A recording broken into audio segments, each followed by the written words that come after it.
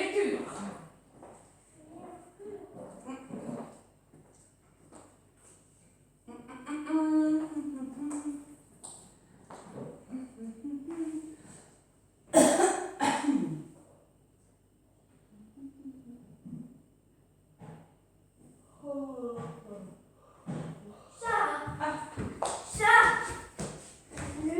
Je t'attends. Qu'est-ce qu'il faut là-dedans comme animal?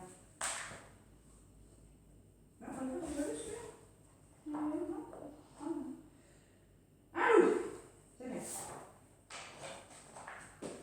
Trois cochons. Trois cochons. Oh, tu prends n'importe quel animal. Trois cochons. Oh là là, il y a beaucoup d'animaux. Hein.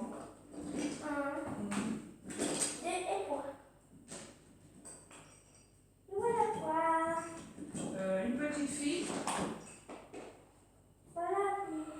Une petite fille et une grande. Ouais, et une grande. Mais tu l'as là-bas si tu veux. Déjà.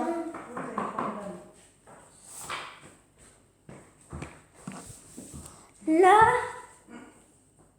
Et voilà.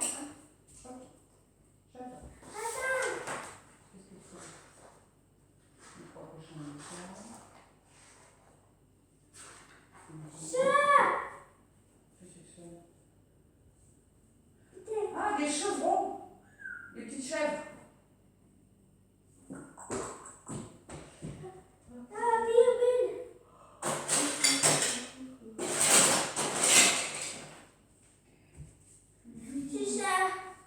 Ah bah tiens, oui, c'est ça. Parfait.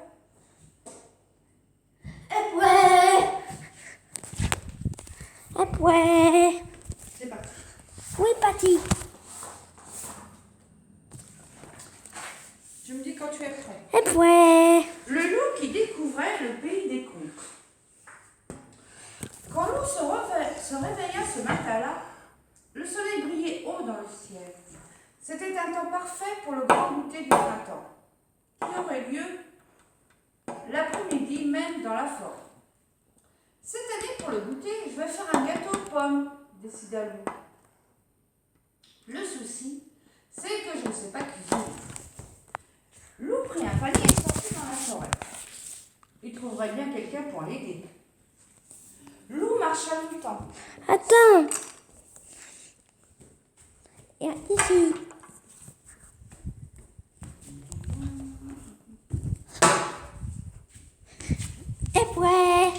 Loup marcha longtemps sans rencontrer personne.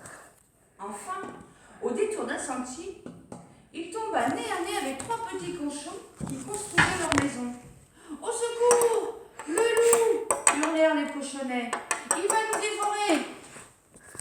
Dévorer de mignons petits cochons? Mais pas du tout, s'exclama Loup. Alors tu vas souffler, souffler, et nos maisons vont s'envoler. N'importe quoi. Moi, ce que je voudrais, c'est cuisiner un gâteau aux pommes. Mais je ne sais pas comment faire.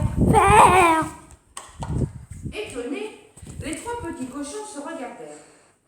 Et si on lui donnait la recette de Tati Rosette?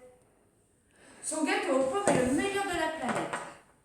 D'accord, fit le plus sage des petits cochons, mais une condition qui nous aide à finir notre maison. Loup se mit gaiement au travail. Quand il reprit la route, il était courbaturé, mais il avait la recette de Tati Rosette.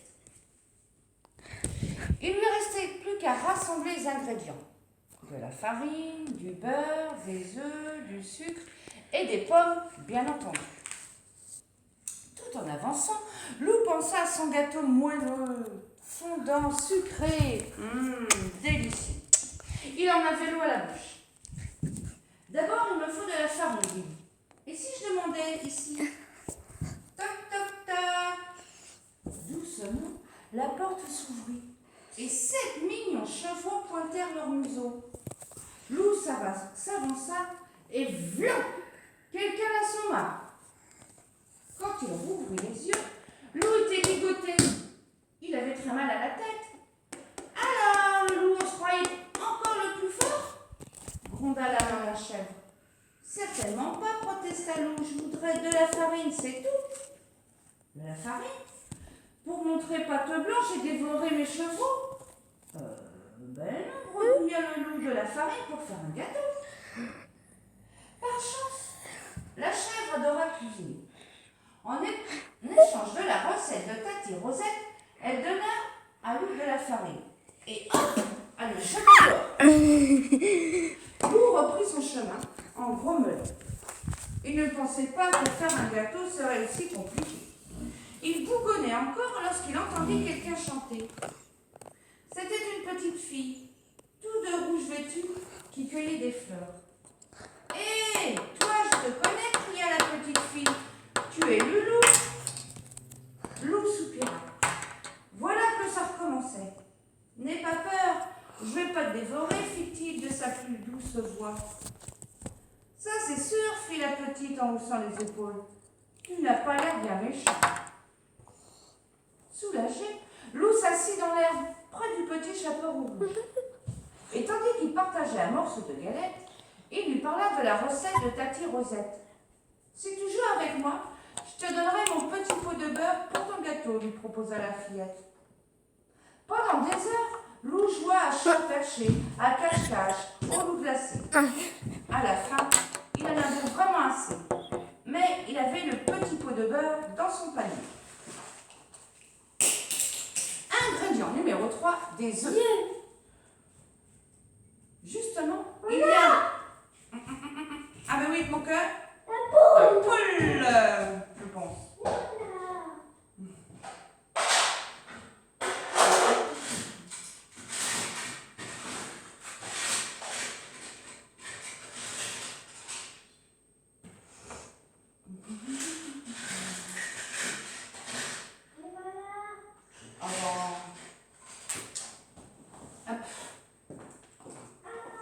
Oui, j'attends, je regarde là.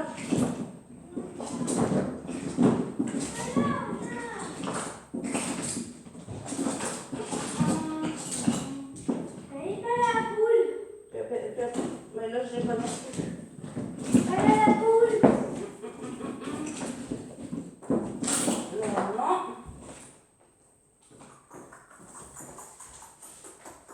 Là-dedans. La poule.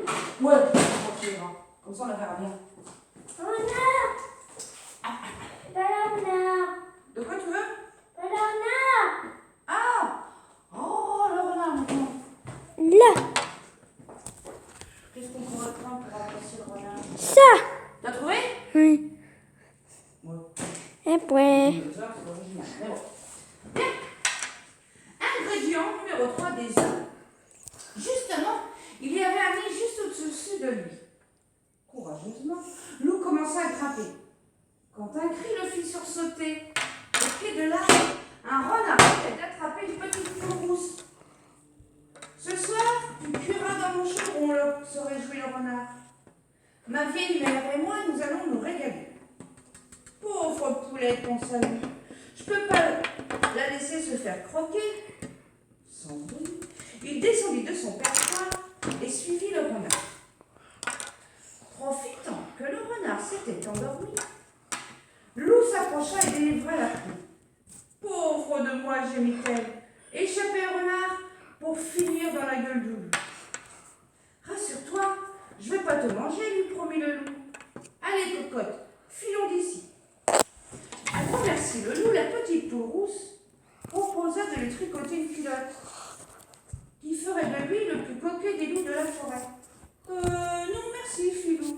Je préfère quelques bons œufs frais. Lou se remit en marche. Apparut alors, devant ses yeux ébahis, une... Ah, ben si on oublie à chaque fois, qu'est-ce qu'il faut là? Les sorcières. Les sorcières. Ben prends n'importe quel Playmo, hein.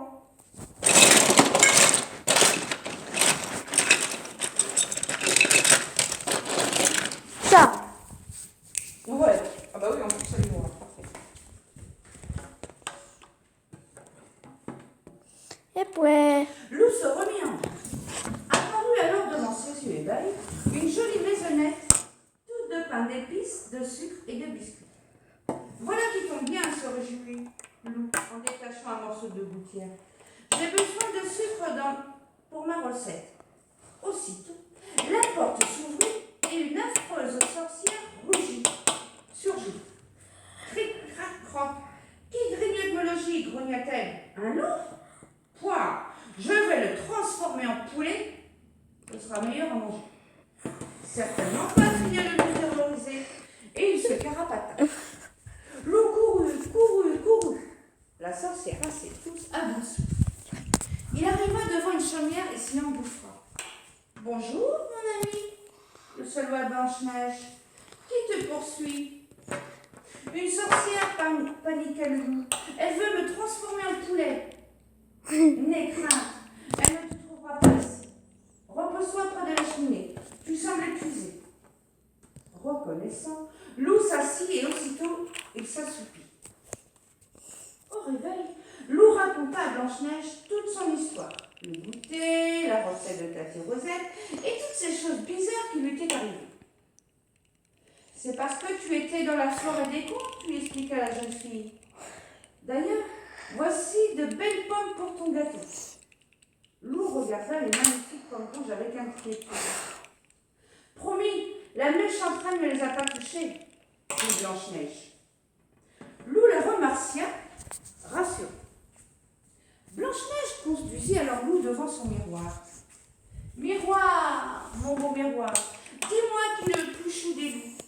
C'est Loup le plus chou, fit le miroir amusé. Et si l'on le gardait avec nous? Non, mon cher miroir, répondit Blanche-Neige. Renvoie-le vite dans sa forêt. Mais avant, et Blanche-Neige déposa un double baiser sur le museau du loup, qui se sentit rougir, mais rougir. Loup secoua la tête tout étourdi. Il était de retour. À ses pieds, son panier était bien rempli. Youpi! J'ai tout ce qu'il faut pour préparer mon gâteau. Vite, au fourneau. Attends! J'attends.